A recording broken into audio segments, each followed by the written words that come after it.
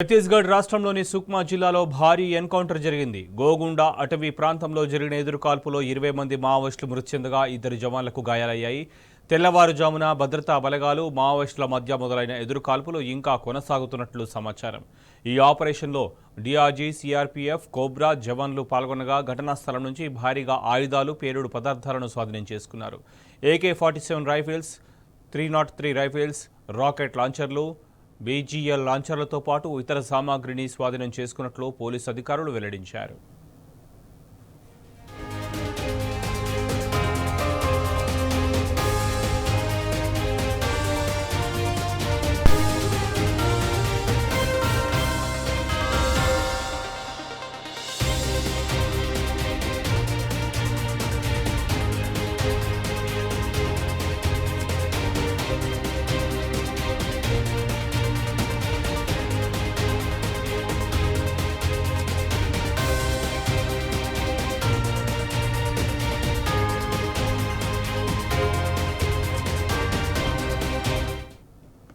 ఛత్తీస్గఢ్ రాష్ట్రంలోని సుక్మా జిల్లాలో భారీ ఎన్కౌంటర్ జరిగింది.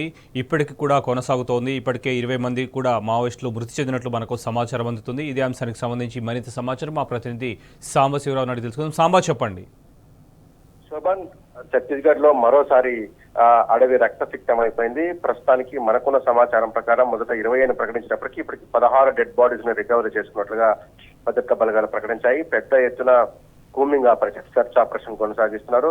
ఘటనా స్థలంలో బీతావా పరిస్థితున్నాయి. సుక్మా జిల్లా గోగుండ అటవీ ప్రాంతంలో ఉన్నటువంటి ఉపంపల్లి గ్రామ సమీపంలో ఈ ఎన్కౌంటర్ జరిగింది. కూమింగ్ చేస్తున్నటువంటి దళాలకు మావోయిస్ట్ పార్టీ ఎదురుగావడంతో, మావోయిస్ట్ దళాలకు సంబంధించినటువంటి సభ్యులు ఎదురుగావడంతో ఈ ఎన్కౌంటర్ మొదలైనట్టుగా చెప్తున్నారు. ప్రాథమికంగా మనకు అందినటువంటి సమాచారం ప్రకారం తెల్లవారుజాము నుంచి ఎన్కౌంటర్ మొదలైంది. మావోయిస్టుల వైపు నుంచి కూడా భారీ కాల్పులు జరిగినట్టుగా భద్రతా బలగాలు చెప్తున్నాయి. ఈ ఆపరేషన్ లో డిఆర్జీ, సిఆర్పీఎఫ్, కోబ్రా దళాలకు సంబంధించినటువంటి జవాన్లు పాల్గొన్నారు. 2 జవాన్లకు కూడా గాయాలైనట్టుగా భద్రతా బలగాలు తెలిపాయి.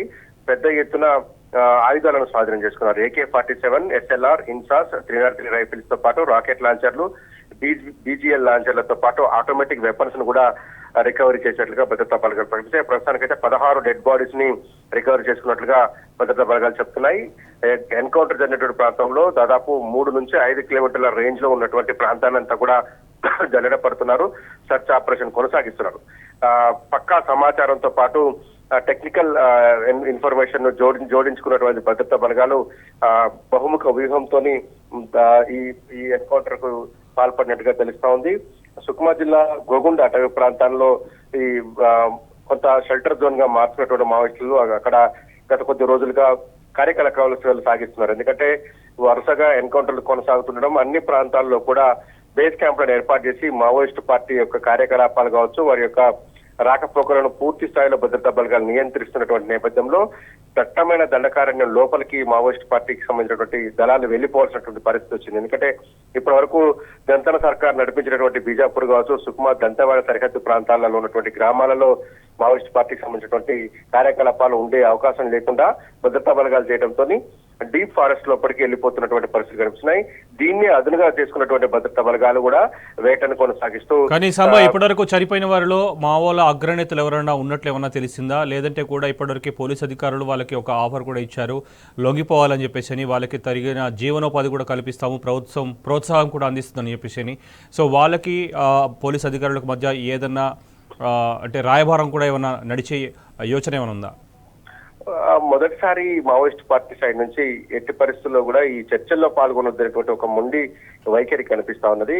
ఇటు కేంద్రం కూడా అంతకంటే మొండిగా వ్యవహరిస్తున్నటువంటి సందర్భం మొదటిసారి కనపడుతుంది. ఇప్పటి వరకు మావోయిస్ట్ పార్టీ సంబంధించినటువంటి నిర్మూలన కావచ్చు, ఎన్కౌంటర్లు కావచ్చు, ఆయా రాష్ట్ర ప్రభుత్వాలు మాత్రమే హ్యాండిల్ చేసినాయి. దీన్ని ఎప్పుడు కూడా కేంద్రం ఎంటర్ కాలేదు. గడిచిన 5-6 దశాబ్దాల కాలంలో మావోయిస్ట్ పార్టీ పుట్టినప్పటి నుంచి కావచ్చు, అంతకుముందు నక్సలైట్ పార్టీ, పీపుల్స్ వార్ ఉన్నప్పటికీ కూడా మొదటిసారి కేంద్రం జోక్యం పెరిగింది. కేంద్రం ఒక టార్గెటెడ్ గా ఒక డెడ్ లైన్ ఫిక్స్ చేసుకొని మావోయిస్ట్ పార్టీని వేటాడేటువంటి కార్యక్రమం ఇప్పటి వరకు చరిత్రలో జరగలేదు. మొదటిసారి జరుగుతా ఉన్నది.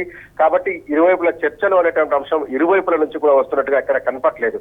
మరోపక్క లొంగబాట్లు కొనసాగుతున్నాయి, మరోపక్క అరెస్టులు కూడా కొనసాగుతున్నప్పటికీ వీటికి ప్యారలల్ గానే 100 మందిని ఎన్కౌంటర్ చేసినటువంటి పరిస్థితి కూడా ప్రస్తుతం నెలకొని ఉన్నాయి. అయితే లొంగిపోయినటువంటి వారికి కూడా పునరావాసం కల్పించేటువంటి అంశంలో అనేక ప్రభుత్వాలు ఆ చుట్టుపక్కల అంటే ఛత్తీస్గఢ్ అడవులకు సరిహద్దుగా ఉన్నటువంటి రాష్ట్రాలలో కూడా ఈ లొంగిపోయినటువంటి నక్సలైట్లను ఆదరించేటువంటి కార్యక్రమం కొనసాగుతా ఉంది. ఇప్పుడు జరిగినటువంటి ఎన్కౌంటర్ లో AK-47 ను భద్రతా బలగాలు రికవరీ చేశాయి. ఖచ్చితంగా ఒక అగ్రనేత ఉండేటువంటి ఆస్కారం ఉంటుంది. ఎందుకంటే అగ్రనేతకు క్యాడర్ బేస్డ్ వెపన్స్ కేటాయింపు అనేది మావోయిస్ట్ పార్టీలో ఉంటుంది.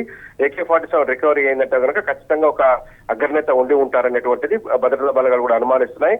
మొత్తం డెడ్ బాడీస్ ని తీసుకొచ్చి రికవరీ చేసి తీసుకొచ్చి పంచనామా నిర్వహించే సందర్భంలో ఎవరు ఏంటనేటువంటి ఐడెంటిఫికేషన్ కార్యక్రమం చేపడతారు. అప్పుడు ఎవరున్నారనేటువంటి అంశాన్ని బయటికి చెప్తారు. కానీ ఖచ్చితంగా ఒక అగ్రనేత ఉండేటువంటి ఆస్కారం ఉంటుందని కూడా భద్రతా బలగాలు చెప్తా ఉన్నాయి. AK-47 తో పాటు పెద్ద ఎత్తున ఇన్సాస్లు, అధునాతనమైనటువంటి వెపన్స్ ను, రాకెట్ లాంచర్లను, BGL లాంచర్లను కూడా స్వాధీనం చేసుకున్నట్టుగా చెప్తున్నారు. ఇద్దరు జవాన్లకు కూడా గాయాలని వారిని హుటాహుటిన ప్రభుత్వ ఆసుపత్రికి తరలించి చికిత్స అందిస్తున్నారు. ఇంకా అడిషనల్ ఫోర్సెస్ కూడా రంగంలో దింపారు. ఈ డెడ్ బాడీస్ రికవరీ కోసం ప్రత్యేకమైనటువంటి ఏర్పాట్లు చేస్తున్నారు. ఇమీడియట్ గా అక్కడి నుంచి షిఫ్ట్ చేసి తరలించేందుకు కూడా అవసరమైతే హెలికాప్టర్ కూడా వినియోగించే పరిస్థితులలో కూడా భద్రతా బలగాలు పనిచేస్తా ఉన్నాయి. ఓవరాల్ గా ఇప్పటి వరకు ఈ ఎన్కౌంటర్ సంబంధించినటువంటి ఆపరేషన్ లో 80% ఎన్కౌంటర్ కంప్లీట్ అయినట్టుగా చెప్తున్నారు. ఇంకా కొంత సెర్చ్ ఆపరేషన్ నడుస్తుందని అడపాదడపా కాల్పులు శబ్దం వినిపిస్తుందంటూ కూడా భద్రతా బలగాలు చెప్తున్నాయి. శోభన్. రైట్ సామ, థ్యాంక్ యూ.